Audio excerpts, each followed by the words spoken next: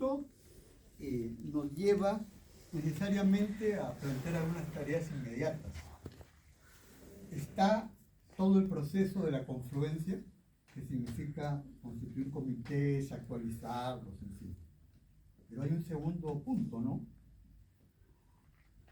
La salida política frente a la crisis existente. Si uno cree que va a promover un proceso de inscripción ante el Jurado Nacional de Elecciones en frío, sin una definición clara frente a la crisis política del gobierno, estamos equivocados. Hay una exigencia ciudadana de una definición clara. Y eso nos debe llevar desde el esfuerzo de Nuevo Perú y de Confluencia a plantear una posición en la cual guardemos clara distancia al gobierno de Castillo. En la evaluación que tenemos, está con respirador artificial. O sea, puede extender un poquito, un pequeño cambio, una pequeña... Es doloroso reconocerlo, es doloroso, ¿no? Pero salvo pues que haya un giro extraordinario, ojalá, muy, muy, muy difícil a la luz de lo vivido. Pero bueno, ya un pequeño beneficio. Pero la tendencia va por otro lado. El tema es cómo hacer para no ser seguidistas al plan golpista de la derecha. Porque en el mundo de las imágenes puede parecer, estás a favor o estás en contra del gobierno. Bueno, la otra fórmula es decir, estás a favor o en contra del Congreso. Lo que hay que ir es más allá. Y lo que significa es primero explicar el sentido de la propuesta, del proyecto de desarrollo nacional, el plan anticrisis. Hay temas tan concretos como el alza de fertilizantes, de los combustibles, todo el tema vinculado a la inseguridad alimentaria, todos los temas vinculados al abandono de la salud y la educación pública, por un lado, pero por otro lado, es cómo hacer para tener un perfil propio. La idea que estamos empezando a trabajar es la siguiente. En la legislatura pasada, la derecha logró aprobar por mayoría el retomar el Senado, la segunda Cámara Parlamentaria, y la reelección indefinida de congresistas, que después la quieren decir que no indefinida. Lo han hecho a su medida, ante la crisis, decir, bueno, acá no nos van a reelegir, acá yo me voy al Senado, en fin, maniobras, ¿no? Esa es un poco la jugada que están haciendo. Pero ¿cuál ha sido el detalle? La propia Constitución vigente señala que para reformas constitucionales requieres tú una mayoría calificada en 2 legislaturas seguidas, o sea, la que terminó en julio y la que ha empezado en agosto. No obtuvieron la mayoría calificada. Y están obligados a que se aplique lo que dice la Constitución, que para la derecha es muy mala palabra. ¿Saben cuál es esa palabra? Referéndum. Es como el Drácula que le ponen la cruz en esas películas, equivalente, ¿no? Entonces, en esas circunstancias, esto abre una posibilidad, abre una oportunidad de plantear las cosas en el sentido que haya una consulta democrática sobre ese tema.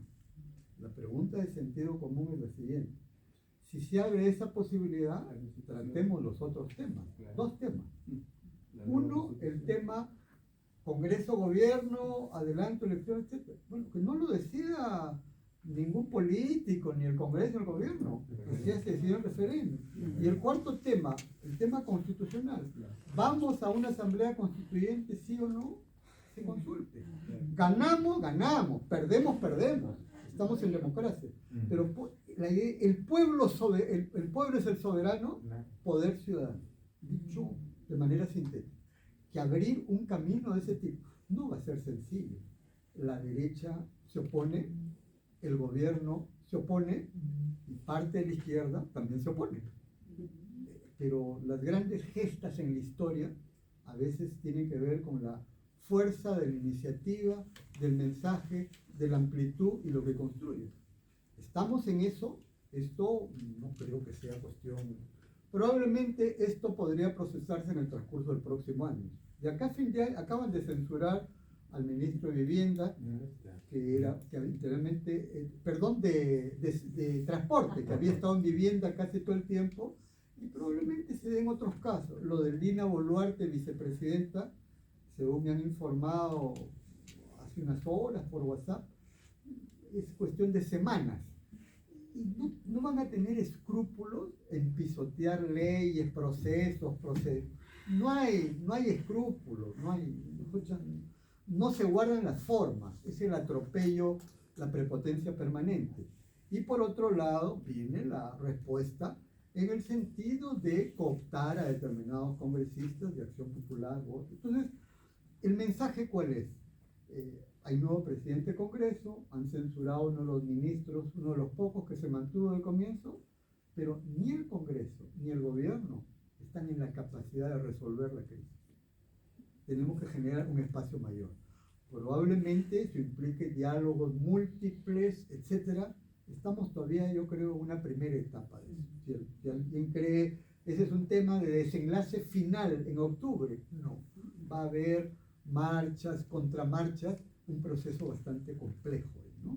Entonces, ese elemento hay que tener en cuenta, hay que estar muy atentos, pero si nos perdemos solo en la coyuntura, podemos ganar para después perder.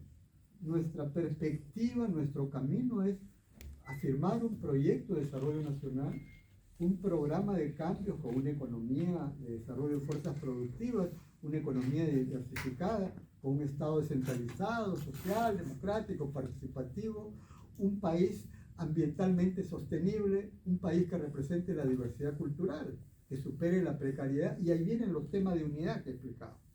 Es una mirada de conjunto, es la visión de largo plazo actuando desde el corto plazo, que es diferente del cortoplacista que actúa y no sabe a dónde va. Uno tiene que tener un norte, un horizonte, un rumbo. Y termino ya la última parte en todo esto. ¿Cuál es el sentido general?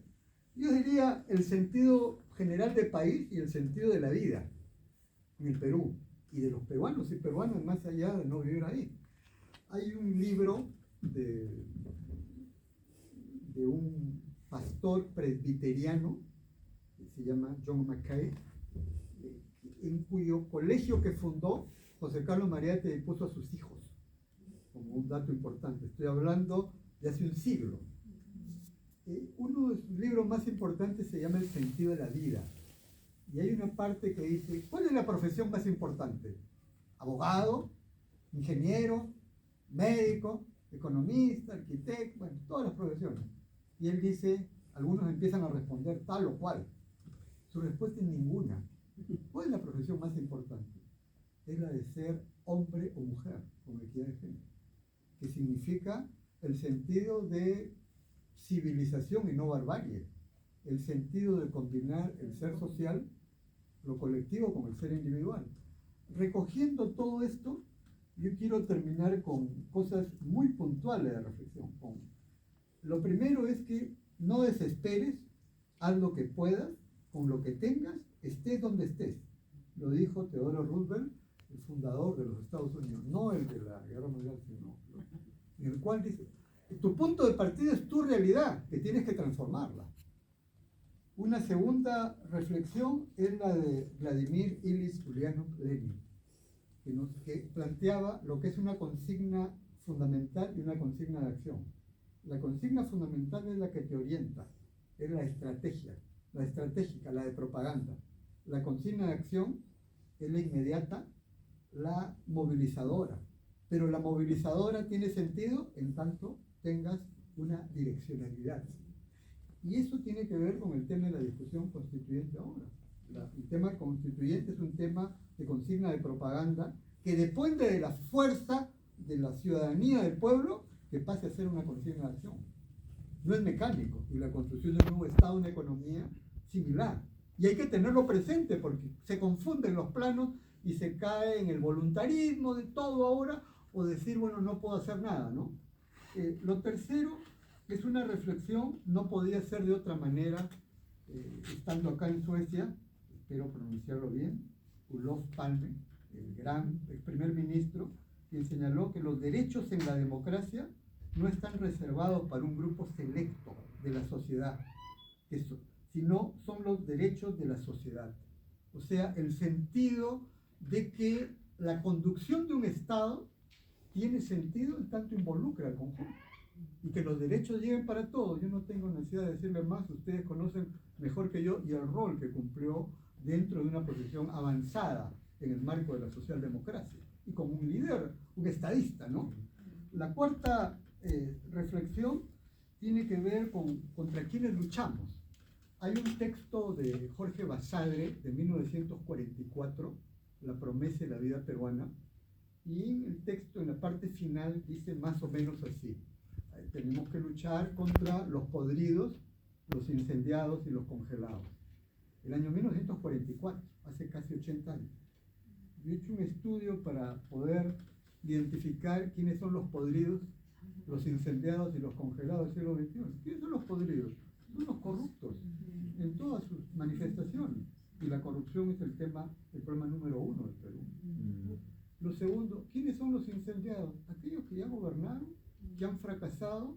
Hay algunos ministros de Economía que la derecha los hace pasear por los medios de comunicación como los gurúes. Oiga, señor, yo me acuerdo de su casa, usted ha sido ministro de Economía y ahora viene a darnos lecciones, ¿no?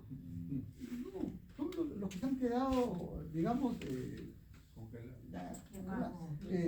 incendiados, están quemados, como decimos, ya no creo en ti. Y finalmente los congelados. Los congelados son los dogmáticos, aquellos que tienen el dogma neoliberal, que creen que el mercado de por sí resuelve todo, pero también hay el dogmatismo del otro lado, el que cree que ya no es así. Entonces hay que luchar contra ellos y hay que tener presentes, y para eso hay que tener un agrupamiento no solo popular, sino ciudadano de clases populares y medias, valga la redundancia. Y finalmente termino con José Carlos Mariátegui en el sentido de su texto, El alma, la historia es duración. No vale el grito aislado, no vale la idea fecunda, dialogante, transformadora. Y eso es un proceso. Y los procesos tienen etapas con vaivenes, subidas y bajadas. En este momento nos han puesto la defensiva táctica. La derecha, los grupos poderes están a la ofensiva. El tema es cómo transformar esta defensiva táctica en una contraofensiva que nos permita reubicarnos. Y eso pasa por agrupémonos todos, que tiene su referente según himno de connotación mundial. Y eso significa tener mente abierta, mucha tolerancia, mucho diálogo, menos yoísmo, dejar de lado egolatría y tener claro que hay que insistir, persistir, pero nunca desistir. Y que lo último que se pierde es la esperanza, que hay que sumar para multiplicar y no dividir porque nos lleva a restar. Así de directo, como parte del sentido común de nuestra vida. Yo estoy seguro que acá, en el caso de Suecia, hay historias de vida de cada uno de ustedes, de todo lo que hicieron en el Perú y todo el esfuerzo que les ha costado y les sigue costando salir adelante acá en Suecia. Bueno, esas capacidades, que es la base para ser calificado, para ser competitivo, no para pelearme con el otro, sino para ser un competitivo cooperante que genere nuevas oportunidades, es la mirada que debemos tener del país. Y eso pasa por dejar de lado el sectarismo y todos los sismos, ¿no? Y sobre todo una mirada amplia, abierta, tolerante y dialogante. Eso es lo fundamental. No vengo acá con la pretensión de que esto es la luz, la varita mágica. Esto finalmente ha sido una reflexión para la acción colectiva. Y en la acción colectiva nadie está de más. Cada quien aporta con su sabiduría, con sus saberes, entendido como conocimientos, como experiencias, como afectos y como actitud, fuerza, pujanza, voluntad. Eso es lo fundamental. Si nosotros cada quien ponemos nuestro granito de arena, podemos dar un curso diferente, un punto de inflexión en un sentido diferente para avanzar. La situación es complicada, es difícil, pero en el Perú siempre hay esperanza. En medio de las debacles, en medio de esa herencia colonial que nos ha aplastado con su clasismo y racismo, siempre hemos sabido salir adelante con nuestros errores humanos. Yo creo que acá el grupo de peruanos del exterior, de Estocolmo, Suecia, el Nuevo Perú, representa un capital humano y social muy valioso. Pónganlo en marcha, potencienlo y contribuiremos de mejor manera para construir un nuevo Perú, un nuevo país, que es lo que anhelamos. Muchas gracias.